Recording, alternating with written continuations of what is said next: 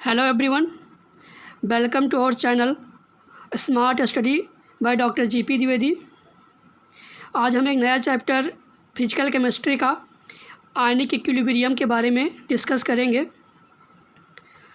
शुरू करने से पहले अगर आपने मेरे चैनल को लाइक, शेयर एंड सब्सक्राइब ना किया हो तो लाइक करें, शेयर करें एंड सब्सक्राइब करें। तो चलिए फिर शुरू करते हैं। इस चैप्टर में आगे बढ़ने से पहले सबसे पहले कुछ चीज़ें इंपॉर्टेंट है जो हमें जाननी होंगी। सबसे पहले हमें लॉग और एंटी लॉग के बारे में जानना होगा। log 1 से लेकर log 10 तक उसकी वैल्यूज़ हमें आनी चाहिए। कैसे लॉग फाइंड करते हैं, कैसे एंटी लॉग फाइंड करते हैं, इसकी वैल्यूज़ कैसे फाइंड करते हैं, इसके बारे में हम सबसे पहले डिस्कस करेंगे। तो इंट्रोडक्शन में सबसे पहले हम इसी के बारे में डिस्कस करने वाले हैं। चलिए स्टार्ट करते हैं। पहले फार्मूला के बारे में, जो फार्मूला हमें आगे यूज में आएगा उसके बारे में डिस्कस कर रहे हैं। ln x is equal to log ex। हम ln x को log ex लिख सकते हैं और ln x की वैल्यू होती है 2.303 log 10x। log 10x को हम log x भी लिख सकते हैं। नेक्स्ट फार्मूला जो इम्पोर्टेंट है इस चैप्टर के पॉइंट ऑफ व्यू से, log x into y is equal to log x plus log y। अगर हमें दिया हुआ है log, जैसे कहीं पर हमें दिया हुआ log 3 इंटू 2, तो हम इसे कैसे फाइंड करेंगे? log 3 plus log 2। तो ये फार्मूला है log x into y is equal to log x plus log y। log x upon y is equal to log x minus log y। और अगर हमें किसी भी क्वेश्चन में दिया हुआ है इस टर्म में log x y के टर्म में, तो हमारा क्या होगा? y log x, जो पावर होती है वो फ्रंट में आ जाती है, आगे आ जाती है, और बाकी वैसे का वैसे रह जाता है। एग्जाम्पल के तौर में log 6 is equal to log 2 into 3। तो हम इसे अगर सॉल्व करेंगे तो 2 इंटू 3 ये प्रेजेंट करता है किस फार्मूले को? log x into y. तो log x इंटू वाई जो इक्वल टू होता है log x इंटू वाई, जैसे हम पीछे डिस्कस कर चुके हैं, जो equal to log x plus log y। तो यहाँ पे log 2 into 3 is equal to log 2 plus log 3। log 2 की वैल्यू होती है 0.3010, log 3 की वैल्यू होती है 0.4771। पूरा ऐड करने के बाद में हमें log 6 की वैल्यू 0.7781 मिलती है। ऐसे यहाँ पे log 1000 की वैल्यू हमें फाइंड करनी है, तो log 10 टू पावर बाई 3 इस पावर में हम कन्वर्ट करके लिखेंगे। तो फार्मूले में क्या होता है कि log x to power y। अगर इस फॉर्म में दिया हो तो हमारा y log x के आगे आ जाता है, इन फ्रंट में आ जाता है। तो यहाँ पे 3 आगे आ जाएगा log 10, और हमें पता है कि log 10 की वैल्यू 1 होती है, तो 3 इंटू 1 इज इक्वल टू 3। तो log 1000 की वैल्यू कितनी होती है? 3 होती है। अब हम log की वैल्यूज़ को 1 से लेकर 10 की वैल्यूज़ को हम ऐसे एज इट इज़ याद कर लेंगे, क्योंकि एग्ज़ाम में इतना हमारे पास टाइम नहीं होता है कि हम log की वैल्यू को पहले फाइंड करें, उसके बाद में हम सॉल्व करते वक्त अपने प्रॉब्लम्स में पुट करें। तो इससे अच्छा ये होता है कि हम टाइम बचाने के लिए log 1 से लेकर log 10 तक की वैल्यू को हम एज इट इज़ लर्न कर लेते हैं। log 1 की वैल्यू 0 होती है, log 2 की वैल्यू 0.3010, log 3 की वैल्यू 0.477, log 4 की वैल्यू 0.6 होती है, log 5 की वैल्यू 0.699, log 6 की वैल्यू 0.778, log 7 की वैल्यू 0.8451, log 8 की वैल्यू 0.90, log 9 की वैल्यू 0.95, log 10 की वैल्यू 0.1 होती है। तो चूँकि log 2 की वैल्यू 0.3010 होती है, तो हम इसको स्किप करके 0.3, 0.47, 0.6, 0.699 को 0.7 लिख सकते हैं, और 0.778 को 0.77, एंड 0.84 को हम 0.85 और 0.90 को हम 0.9 एंड log 10 की वैल्यू 1 होती ही है। हम ऐसे एज इट इज़ इसे लर्न कर लेंगे। तो चलिए अब हम बात करते हैं एंटी लॉग के बारे में। लॉग का जो इन्वर्स होता है वो एंटी लॉग होता है और एंटी लॉग का जो इन्वर्स होता है वो लॉग होता है।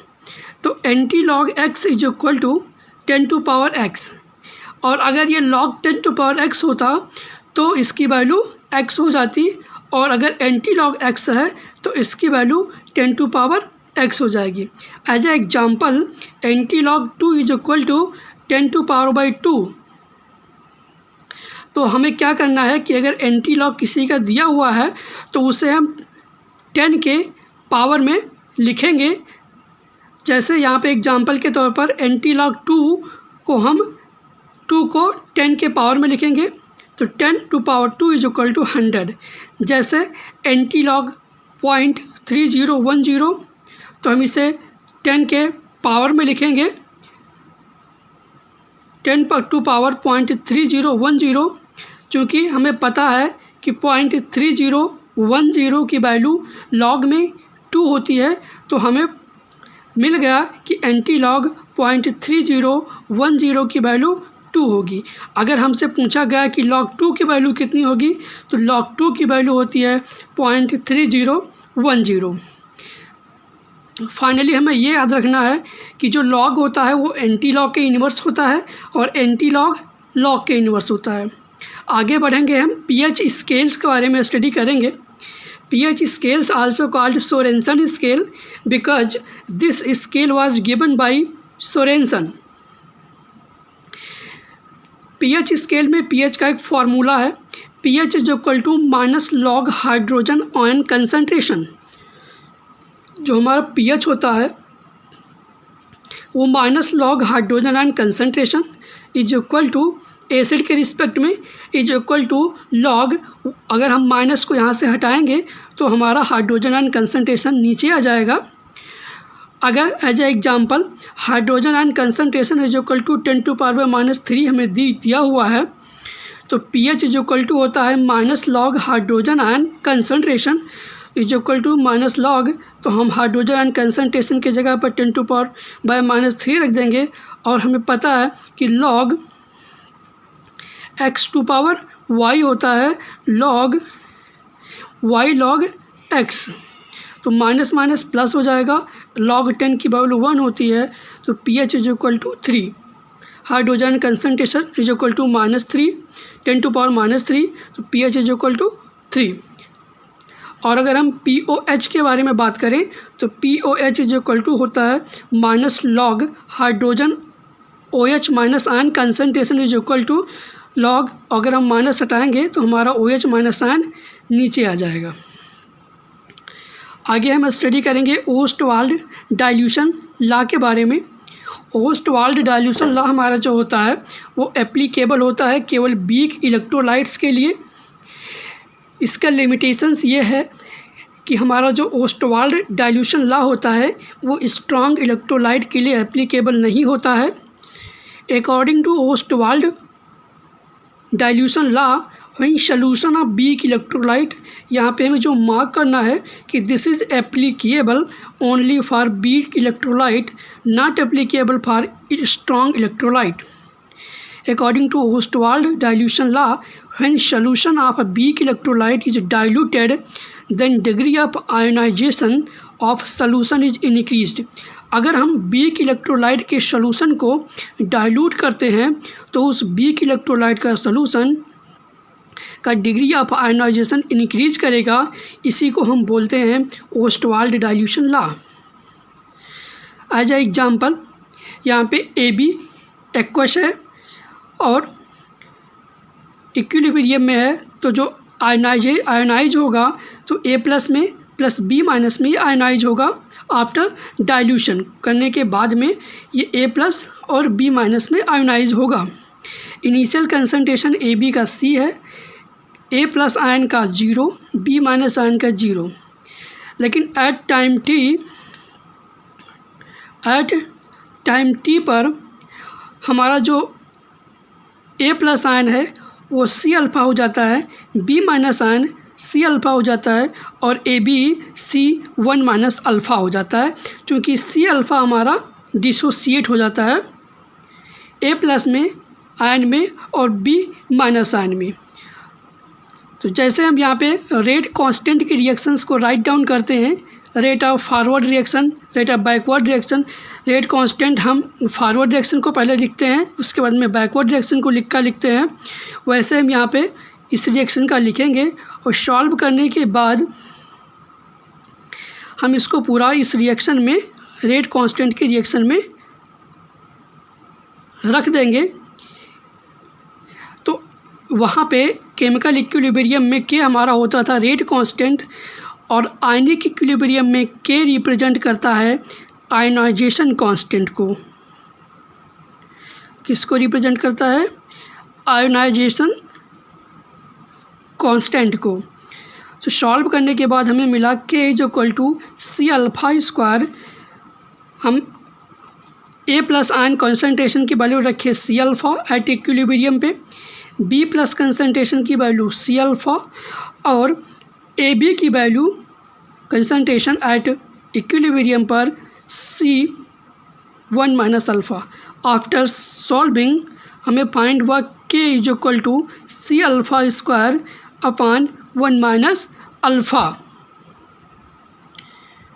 If 1 minus alpha is nearly equal to 1 then के is equal to C alpha square. जो हमारा आयनाइजेशन कांस्टेंट होगा, आयनाइजेशन कांस्टेंट होगा वो सी अल्फ़ा स्क्वायर के सी इंटू अल्फ़ा स्क्वायर के इक्वल होगा।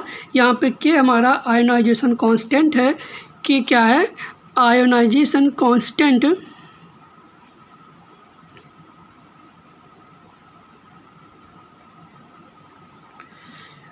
और alpha degree of ionization, C हमारा कॉन्सेंट्रेशन है। K ionization constant, alpha degree of ionization और सी हमारा क्या हो गया? कॉन्सेंट्रेशन। तो यहाँ से हमें alpha is equal to under root K by C मिला। क्या मिला? Under root K by C. Then alpha is inversely proportional to under root C. इस रिएक्शन से, इस फार्मूले से alpha is inversely proportional to under root C, चूँकि हमें पता है कि जो हमारा कंसंट्रेशन होता है और वॉल्यूम होता है, इन दोनों के बीच में इन्वर्स का रिलेशन होता है। तो जो हम अंडर रूट सी के जगह पे बी रखेंगे तो हमारा इन्वर्स रिलेशन में होगा, तो alpha directly proportional to B के हो जाएगा। तो अल्फ़ा ही डायरेक्टली प्रोपोर्शनल टू बी और dilution, alpha is directly proportional to B और डाइल्यूशन। मतलब कि अगर हम बी के सॉल्यूशन को डाइल्यूट करेंगे तो हमारा degree of ionization Ostwald dilution law के अकॉर्डिंग इंक्रीज करेगा बाय डाइल्यूशन लॉ। अगर डाइल्यूशन इंक्रीज करेंगे तो डिग्री ऑफ आयनाइजेशन इंक्रीज करेगा। बट एट इनफाइनाइट डाइल्यूशन, अगर हम डाइल्यूशन इनफाइनाइट कर दें तो हमारा जो अल्फ़ा होगा, डिग्री ऑफ आयनाइजेशन होगा, वो 100% हो जाएगा। और thus for weak electrolyte degree of ionization is directly proportional to dilution. Degree of ionization is directly proportional to dilution, inversely proportional to under root concentration. इसी को क्या बोलते हैं हम? Ostwald dilution law. आगे अब हम एप्लीकेशन पढ़ेंगे ओस्टवाल्ड डाइल्यूशन लॉ का। सबसे पहले हम एप्लीकेशन देखेंगे फॉर मोनोबेसिक एसिड के लिए। एसिड के टर्म में हम आयनाइजेशन कांस्टेंट को Ka से रिप्रेजेंट करेंगे और बेस के टर्म में हम आयनाइजेशन कांस्टेंट को Kb से रिप्रेजेंट करेंगे। यहाँ पे हमारा mono basic weak electrolyte Ha है जो आयोनाइज होता है hydrogen ion concentration plus A minus में। तो इनिशियल कंसनट्रेशन C है, हाइड्रोजन कंसनट्रेशन का इनिशियल में 0 हो जाएगा, A माइनस का 0। इक्विलिब्रियम पे हमारा C माइनस सी अल्फ़ा और यहाँ पे डिसोसिएट होके सी अल्फ़ा में हमें मिलेगा हाइड्रोजन कंसंट्रेशन और A माइनस बी में सी अल्फ़ा मिलेगा। अब हमें degree of ionization monobasic weak electrolyte का निकालना है।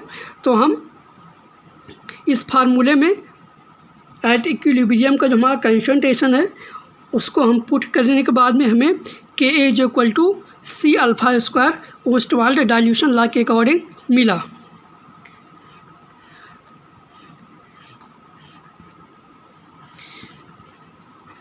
या अल्फ़ा इज इक्वल टू हो जाएगा under root Ka by C. यहाँ Ka क्या है? Ionization constant for ionization constant for mono basic weak electrolyte. आगे जब बढ़ेंगे हम for mono acidic weak base के लिए BOH से हम रिप्रेजेंट करते हैं इसे। तो यहाँ पे हमारा जो आयोनाइजेशन कांस्टेंट है उसको हम Kb से रिप्रेजेंट करेंगे। ये BOH हमारा मोनो एसिडिक वीक बेस है, इसको आयोनाइज करने के बाद में डिसोसिएट होता है B प्लस में और OH माइनस में। हम T बराबर 0 इनिशियल इसका कंसंट्रेशन लेते हैं तो BOH का C, B प्लस का 0 रहता है, OH माइनस का 0 रहता है। एट इक्विलिब्रियम की बात करें तो हमारा BOH का concentration C minus C alpha हो जाता है और ये टूट कर C alpha concentration of B plus का कंसंट्रेशन हमारा सी अल्फ़ा मिलता है इक्विलिब्रियम पे और OH माइनस का भी कंसंट्रेशन हमारा में क्या मिलता है? सी अल्फ़ा मिलता है। तो यहाँ पे concentration of OH minus is equal to C alpha. यहाँ पे एक फॉर्मूला बना कि अगर हमसे कंसंट्रेशन OH माइनस किसी मोनो एसिडिक वीक बेस का पूछा गया किसी क्वेश्चंस में तो OH minus is equal to C alpha. C हमारा कंसंट्रेशन है, अल्फ़ा हमारा डिग्री ऑफ आयोनाइजेशन है। ओस्टवाल्ड डाइल्यूशन लॉ के अकॉर्डिंग हम जब सॉल्व करेंगे इसे तो हमारा Kb मिलेगा, Kb इज इक्वल टू हो जाएगा सी अल्फ़ा स्क्वायर। ये है ionization constant for weak base. Next most important जो है वो ये है कि हमारा जो Ka है, Ka ionization constant for monobasic acid जो एंड Kb जो मोनो एसिडिक बेस है वो दोनों डिपेंड करता है टेम्परेचर पर। आगे मैंने एक तरफ रिएक्शन लिया है मोनो बेसिक वीक इलेक्ट्रोलाइट और यहाँ पे मोनो एसिडिक वीक इलेक्ट्रोलाइट का दो हमने एक रिएक्शन ली हुई है। सॉल्व करने के बाद में हमें यहाँ पे हाइड्रोजन आयन कंसंट्रेशन मिला is equal to C alpha. Hydrogen ion concentration is equal to C alpha. और अगर हम यहाँ पे OH की बात करें तो OH माइनस आयन भी होगा सी अल्फ़ा। पीछे डिस्कस कर चुके हैं। तो OH minus ion is equal to C alpha, hydrogen ion concentration is equal to C alpha. अब चूँकि Ka इज इक्वल टू होता है सी अल्फ़ा स्क्वायर तो हमारा अल्फ़ा हो जाएगा under root Ka by C. तो hydrogen concentration is equal to C alpha में हम अल्फ़ा के जगह पे under root Ka by C put करेंगे तो हमारा जो हाइड्रोजन आयन कंसंट्रेशन मिलेगा वो under root Ka into C. Solve करने के बाद हमें ये फार्मूला मिलेगा, hydrogen ion concentration is equal to under root Ka C. Ka ionization constant for monobasic acid.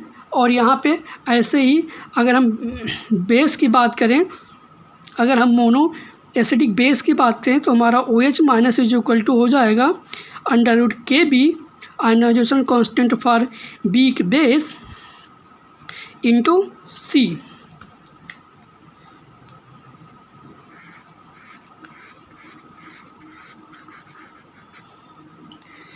अब हम इसका pH निकालेंगे। तो चूँकि pH होता है, pH जो इक्वल टू होता है minus log hydrogen ion concentration या POH इज इक्वल टू होता है minus log OH minus N। तो pH is equal to minus log hydrogen and concentration is equal to minus log hydrogen and concentration में हम ये इस फार्मूले को हम पुट करेंगे √Ka इंटू C। ऐसे यहाँ पे minus log √Kb into C, क्योंकि OH minus N is equal to होता है √Kb इंटू C। अब ये अंडर रूट पावर में चला जाएगा, 1/2 हो जाएगा, क्योंकि फार्मूले के अकॉर्डिंग होता है कि अगर कोई फार्मूला है log x to power y, तो y हमारा जो पावर में होता है वो हमारा आगे आ जाता है y log x, तो हमारा ये 1/2 आगे आ जाएगा। और ये इस चूँकि मल्टीप्लाई में है log x इंटू वाई, तो ये हमारा हो जाएगा log x प्लस y में, तो log Ka plus log C ये हमारा आगे आ जाएगा, तो -1/2 हो जाएगा फार्मूले के अकॉर्डिंग, इस फार्मूले के अकॉर्डिंग। और ये Ka इंटू C ये log x इंटू y में फार्मूले को प्रेजेंट करता है, तो ये हो जाएगा log Ka plus log C -1/2 आगे है। अब इसे हम लिख सकते हैं -1/2 log Ka minus 1/2 log C, जब हम माइनस से अंदर मल्टीप्लाई करेंगे। अब हमारा pH जो होता है pH इज इक्वल टू 1/2, यहाँ पे हो गया माइनस log Ka, क्योंकि हमारा होता है pH is equal to minus log hydrogen ion concentration, तो हमें pKa मिलेगा minus log Ka, minus log Ka के जगह पे हम pKa लिख सकते हैं, तो 1/2 ये माइनस log Ka के जगह पे हम क्या लिखेंगे pKa, और यहाँ पे -1/2 log C। अगर कोई हमें मोनो बेसिक एसिडिक रिएक्शन दी हुई है, वहाँ पे हमें pKa के बारे में दिया हुआ है, कंसंट्रेशन के बारे में दिया हुआ है, तो हम उस रिएक्शन का pH निकाल सकते हैं। ऐसे ही अगर कोई हमें मोनो एसिडिक बेस का रिएक्शन दी हुई है और हमसे POH के बारे में पूछा गया है, वहाँ पे pKb हमें पुट दिया हुआ है या कंसंट्रेशन भी दिया हुआ है, तो हम POH फाइंड आउट कर सकते हैं इस फार्मूले से। यहाँ पर हम फार्मूले को समराइज किए हैं। यहाँ पर सबसे पहले हम फार्मूले को समराइज किए हैं मोनो बेसिक बेस का, और यहाँ पे मोनो एसिडिक वीक एसिड के बारे में, वीक बेस के बारे में हम यहाँ पे डिस्कस किए हैं। दोनों के फार्मूले को हम समराइज किए हैं। तो एसिड के लिए C∝², बेस के लिए जो कांस्टेंट होगा आयनाइजेशन कांस्टेंट वो C∝² दोनों सेम होगा। जब हाइड्रोजन कंसंट्रेशन हम एसिड की बात करेंगे तो is equal to C is equal to √Ka ionisation constant of acid into C। वैसे अगर OH माइनस की बात करें तो C is equal to √Kb into C। pH is equal to फार्मूले के according minus log hydrogen concentration होता है, और POH होता है माइनस लॉग OH माइनस। पीछे हम सॉल्व किए हैं एसिड और बेस दोनों को, तो pH इज इक्वल टू हो जाएगा 1/2 pKa minus half log C। POH अगर निकालना है हमें तो 1/2 pKb माइनस log C। अब हम पढ़ेंगे आगे limitations of Ostwald dilution law. Ostwald dilution law के लिमिटेशंस क्या हैं? जो हमारा ओस्टवाल्ड डाइल्यूशन लॉ है वो केवल एप्लीकेबल होता है वीक इलेक्ट्रोलाइट के लिए, वो स्ट्रॉन्ग इलेक्ट्रोलाइट के लिए एप्लीकेबल नहीं होता है।